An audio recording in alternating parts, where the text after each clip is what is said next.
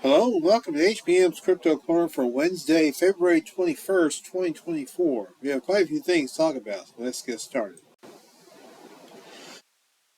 New Sasquatch Sunset movie trailer. Harry and the Hendersons, this ain't. To say we live in interesting times is the understatement of the millennium. As the news cycle has turned so wacky lately, it's getting harder to tell whether the latest trending story is real or a satire from The Onion. Having said that, I never thought in 2024, I should say 2024, obviously, we would see an indie comedy movie about one of my favorite cryptids, Bigfoot, which would be totally devoid of dialogue, with one of the furry creatures being interpreted by an actual descendant of Elvis Presley. And yet here we are. Watching the trailer, which was released today, it is clear Sasquatch Sunset has no intention whatsoever to follow in the footsteps of Harry and the Hendersons. The endearing family comedy of the 80s starring John Lithgow, which I watched when I was a kid. Sasquatch Sunset has a family, all right, but no parent should submit their kid to a full-on session of Bigfoot doggy-style sex. Yikes. Let y'all take a look at the trailer.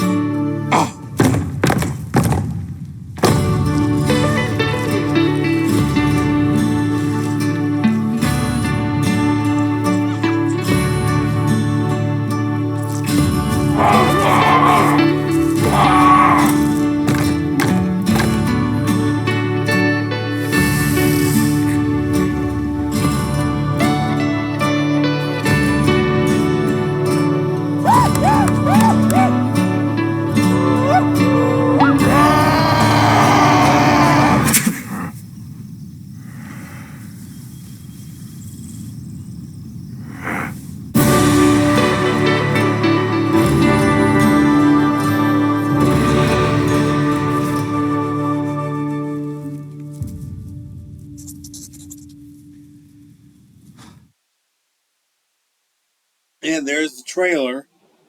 I should have warned that it would be not family friendly.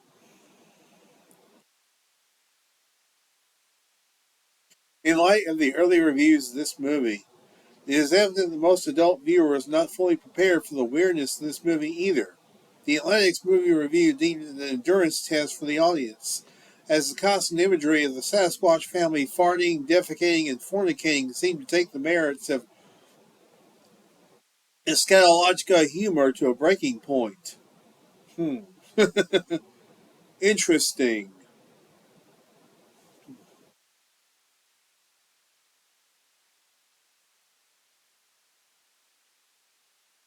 Anyway, it looks like an interesting movie, apparently with no dialogue. Might have to check it out. What the hunt for Bigfoot teaches us about ourselves. In The Secret History of Bigfoot, John O'Connor talks to the people who go looking for a monster that stalks the edges of the human imagination. Some years ago, I lived for a time in a rough-hewed plank house on the banks of a river in a remote 10,000 square mile swamp. The village in Indonesia and New Guinea had no electricity, plumbing, or stores. It was unconnected to any place else by roads, telephone, or internet. My hosts were an extended family who knew intimately for their entire lives every person in the village. Yet shortly after sundown, despite stifling heat and humidity, The patriarch insisted that the doors and window shutters, there were neither panes of glass nor screens, be closed. This was not to be trifled with. There was an urgency to it. Protection from mosquitoes, bats, lizards. No, these creatures of the night flew and crawled through the 2-inch wide spaces in the floorboards, walls, and eaves. Finally, I understood. Other things were out there when the sun dropped. Mysterious, mythical, malignant. As John O'Connor makes clear in his first book, The Secret History of Bigfoot, Field Notes on the North American Monster, the story of human beings, always, everywhere, is the story of things out there in the night. It is an essential human idea, the counterweight to civilization and culture, to the warmth of the fire and community, of a wildness within and without. We lose something profound if we look at wild places and don't imagine a hidden creature there, a Bigfooter tells O'Connor. It's how we connect to the mystery. So this is essentially a review of John O'Connor's book,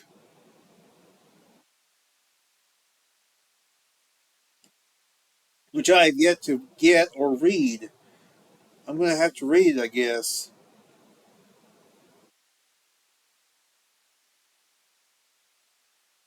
For sure, I guess I'll just have to read it. Finally, here's another review of John O'Connor's book, The Allure of Bigfoot, Why So Many Americans Still Believe He Lurks in Our Forests. John O'Connor's The Secret History of Bigfoot, Field Notes on the North American Monster, is a work of mourning. Bigfoot, as O'Connor, a journalism professor, illustrates, is thriving. If by Bigfoot we're talking about the legend of Sasquatch and the communities that have sprung up to seek out the hairy, towering primates said to lurk in the depths of America's few remaining old-growth forests. It's that Bigfoot, the symbol, who, O'Connor argues, flourishes and does so because of how much we've lost. This Bigfoot is a black armband commemorating everything from the environmental devastation drawn on the continent to the dearth of solitude and quiet available in contemporary life to the decline of the white working class. Yes, even that.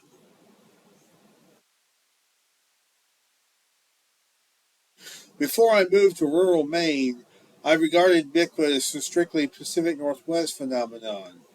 Then a sublimely daffy Facebook group called Unexplained Maine informed me that quite a few Mainers believe Bigfoot stalks the forests of northern Maine, including the 100-mile wilderness, the last and wildest stretch of the Appalachian Trail. There's nothing but trees for miles and miles up there, a neighbor told me after driving through the area. And that's when you realize that too many trees can drive you insane. O'Connor hits the 100-mile wilderness on his cross-country tour of Bigfoot hotspots, soaking up lore from a grizzled hiker about Bigfoot that are said to have devoured some early European explorers. This man even claimed that Geraldine Largay, a hiker who starved to death in the wilderness in 2013 after wandering off the trail and getting lost, had been kidnapped by Bigfoot as a food source. Why would they starve her before eating her, O'Connor asked, but his source just moved on to the next hair-raising yard.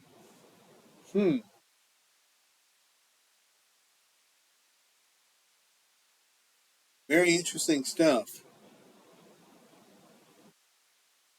Like I said, I'm going to have to read this book. I'm behind. I am behind, I guess. Oh well. I'll catch up, I'm sure. Also want to know the passing. Longtime New York Sasquatch researcher Bill Brand passed away last week, according to Steve Coles, who made the announcement on his show Sunday night. So my heart and thoughts go out to his family, and may his memory be eternal.